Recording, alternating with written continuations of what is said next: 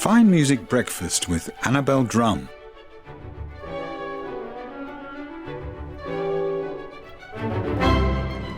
And it's 6 minutes past 8 o'clock here at Fine Music Breakfast. I hope you're enjoying yourself. You're in for a very warm day today. It's 22 degrees in Sydney at the moment, 16 in Penrith, and we're looking for a high of 36 degrees.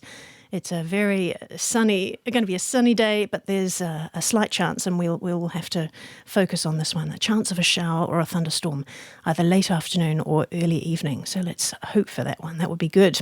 Cool us down for the evening. And tomorrow will be slightly cooler, 32 degrees, mostly sunny, with light winds in the morning, becoming a little faster, you might say, in the middle of the day. So, in the studio I have with me one of Australia's leading baritones. He has been a principal of Opera Australia since 2002 and performed leading roles around the world, including Madrid, Los Angeles, Rome, the United States, and La Scala. You would have heard him on Michael Morton-Evans' show In Conversation not too long ago. I would like to welcome the man with the most silky, sexy voice in the business, Jose Carbo. Hello, Annabelle. Oh, come on. You can do more sexy than that. Come on. Hello, Annabelle. Oh, that's better. You see, I can't get down that low, or I'll just fall under the table if I try and speak that low. You have played many roles in your career, and I heard that you recently played the evil Scarpia in Tosca. You hadn't played that one before. That's amazing. No, that was, wow. There is no more accurate word in the English language to describe Scarpia. It's a wow with 3 exclamation marks afterwards. Profound. Incredible. What was so wow about it?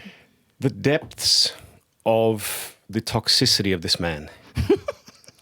There is not a good bone in his body. So how did you study for him? How did you create him?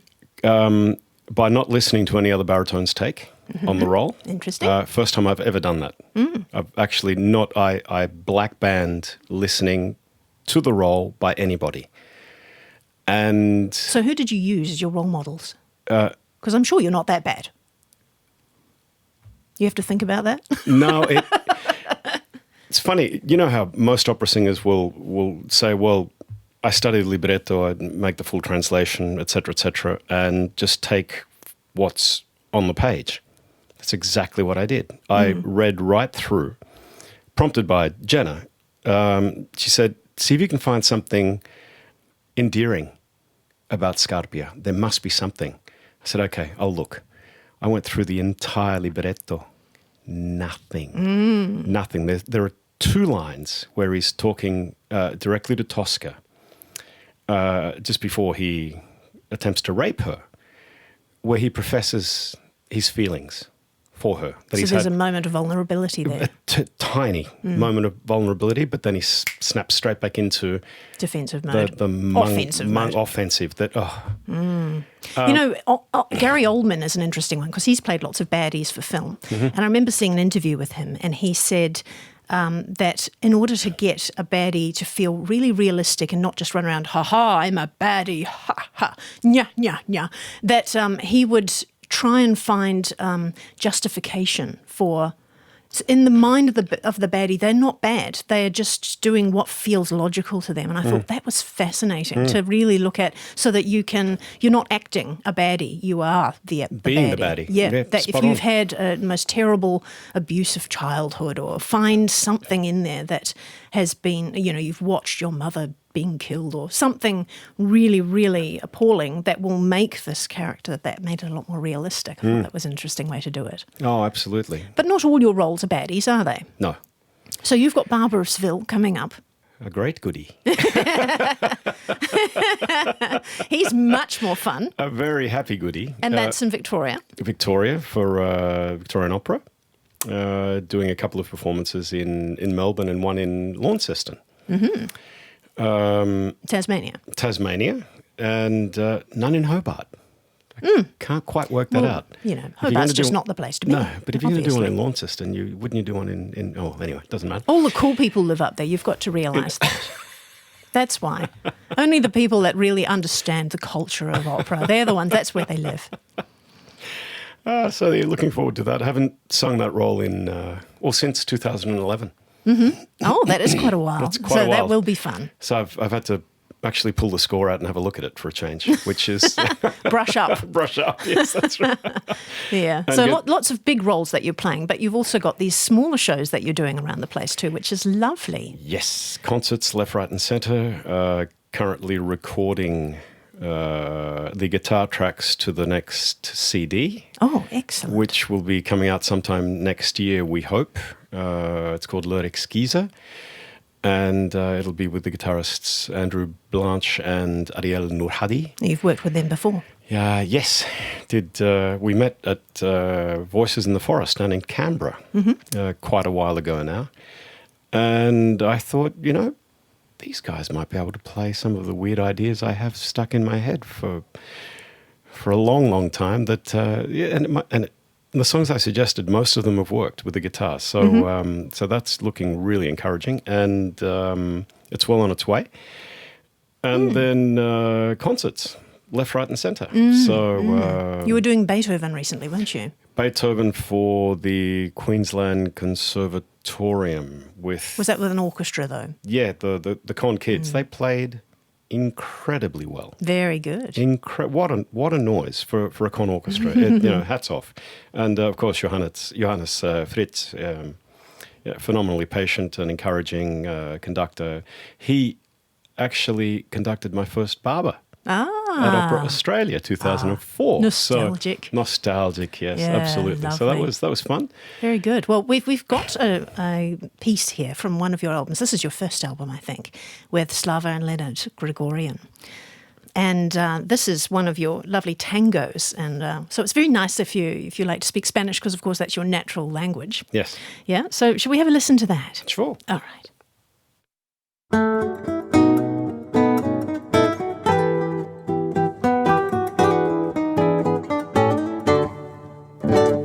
Este tango que es burlón y compadrito, sea todos alas la ambición de mi suburbio. Con este tango nació el tango.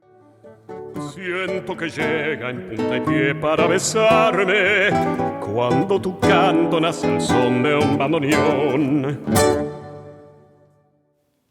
Very lovely. El Choclo by Anglo Villolto. Oh, now see, your Spanish is going to be a whole lot better than mine here. I'm with Jose Carbo at the moment, and he was accompanied in that piece with Slava and Leonard Gregorian. Beautiful little tango. And you've got tangos coming up in your next concert, haven't you, which is next weekend? Yes, at the Uruguayan Club in Sydney's West. It's like a thank you to the South American community for their support from the beginnings of my career. How did they support you when you were little? There were lots of community promoters within the South American, the southwest of Sydney, who would put on concerts and events, etc., and they would bend over backwards to give me work, which was fantastic. Oh, how lovely. So this is, and to all Get the little people... Jose out there at the front. Yeah, front of the audience. Screaming my brains out when I couldn't sing. But you didn't know at that stage, so right? Plenty of confidence. Yeah, exactly. Yes. Of course I was the best. Of course. That's how they build you up, And right? that's, this is a thank you to the South American community. And as such, I'd like people to... people who come to this concert to feel totally at ease, casual, as if Wearing clothes, though, right? Not just sort of thongs and a, bikini. Well, yeah, I mean, you might... bit more than that. You might have trouble getting past security with thongs and a singlet, Trousers, though. Trousers, you might get away with. Yeah, might get away with it. Okay. So, I'd like people to feel like they're at a backyard barbecue amongst friends and family, and ready for a sing-along, because I can feel it brewing. Sounds Absolutely. fun. So this is at the Uruguayan Social and Sporting Club in Hinchinbrook. So this is the best bit, I think, free parking. Now, I just don't remember the last time if I go to a street and I wander up and down, desperately looking for a sign, because I know I'm going to get a parking ticket if I can't find the sign. This is an Inner West complex, you see, that I have. But here, there actually is going to be free parking, and you can find a park as well by the club. It's a huge site. Yeah. With this clubhouse in the middle of this huge block. And most of the block is dedicated to parking. So there's no way you will not find a park there. Fantastic. Miles, and it's free. And good food. Authentic South American fare. So you can, well, you'll have a night in Uruguay, pretty much without having to spend the airfare to get there. Sounds fun. So the kitchen opens at 6:30, the concert's at 8 o'clock, and this is Saturday the 2nd of November. And the tickets are $35 to $50, very reasonable. You get an intimate evening with Jose Carbo. And who have you got playing with you? I've got Australia's mariachi superstar Victor Valdez playing along with me, which will be fantastic. We love singing together. Glenn Amer is at the keyboard. Yep, another well-known. We all know Glenn. Friend Luis Rudenas, who's an Argentine piano accordionist. For lack Good of for the tangos. Yep, for lack of a bandoneon, because there aren't that many bandoneon players around nowadays. And other surprise guests that will be getting up during the evening. So very much a potpourri of Latin American classics the entire night. There will not be a melody there that people haven't heard. Sounds wonderful. So it'll be a great night. All right. So, and you've got a double pass to give away for this concert. Double pass? Yay! In the VIP section. So whoever rings in and makes it known that they're interested in a trip to Uruguay on the 2nd of November. For the Latin Classics. For the Latin Classics, you've got 2 tickets. A double pass to give away. So if you're interested in that, give us a call on 9439 4777 and you can go into the draw to win a double pass that's open to anybody, not just subscribers, for Jose Carbo's very intimate evening of Latin Classics. Thank you so much for coming in today, Jose. Thank you, Annabelle. We're going to go out on another one from that album, the most beautiful song, Oblivion. I almost said obsidian. Here we go.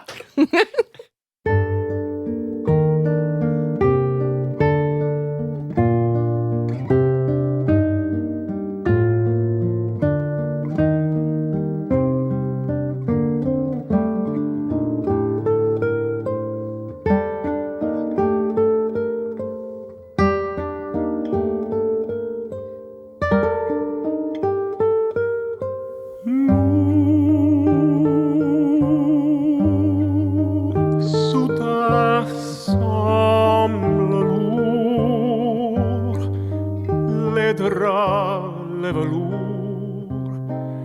de ton lit.